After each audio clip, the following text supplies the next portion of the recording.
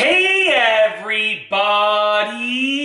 I'm here today to show you and tell you how to do a kettlebell goblet squat properly. This will be an easy workout tutorial, so let's get right into the video. Now the goblet squat is really just a little variation of the many squats that you can do with the kettlebell. There's like a sumo squat, there is a goblet squat, there's a regular squat, there's all different squats, okay? Now essentially what you're going to want to do is grab your kettlebell and you're going to want to hold it upside down like this. You can hold it like this, but it's going to be a little bit harder to do because the center of gravity is so low. So if you flip your kettlebell around, you grab it like this, it's going to be a little bit easier. And make sure you get your index fingers and your thumbs on the actual weight of the kettlebell. It's just going to make it a lot easier to sort of maneuver it, okay? Now if you want to challenge yourself, you can go like this, but it will be a lot harder, okay? But if you're like me, a beginner, and you want to do it easily, you're going to go like this, okay? So let's get right into the video. I'm going to angle this slightly downwards so you can see what I'm doing. Now, with the goblet squat, okay, your feet are going to be about shoulder length apart. So imagine your shoulders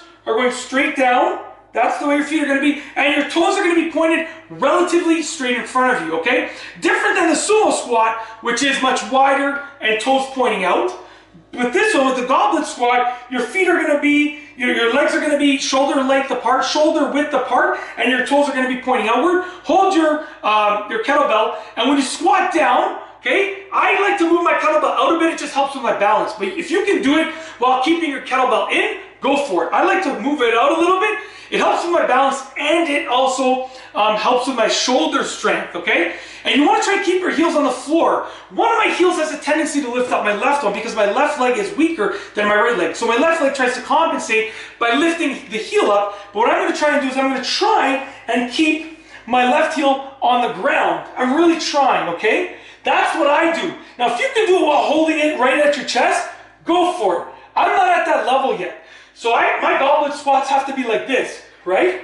And the good thing is that it actually works my shoulder muscles significantly as well because I'm constantly going like that.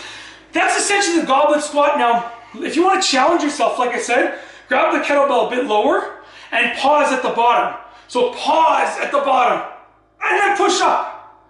Pause at the bottom and then push up. If you want to challenge yourself, that's like the next level what you can do. But that's it. The goblet squat is a great exercise. It's easy to do. And it works so many muscle groups, especially your core muscles. You want to build up those abs. You want to help with your balance, help with your core strength. That's how you do it. And that's basically it. If you like this video, please be sure to give it a thumbs up. Let me know what you think down below as a comment. And of course, be sure to subscribe for more great videos just like this one. And that's all I have for you today. Thanks for watching.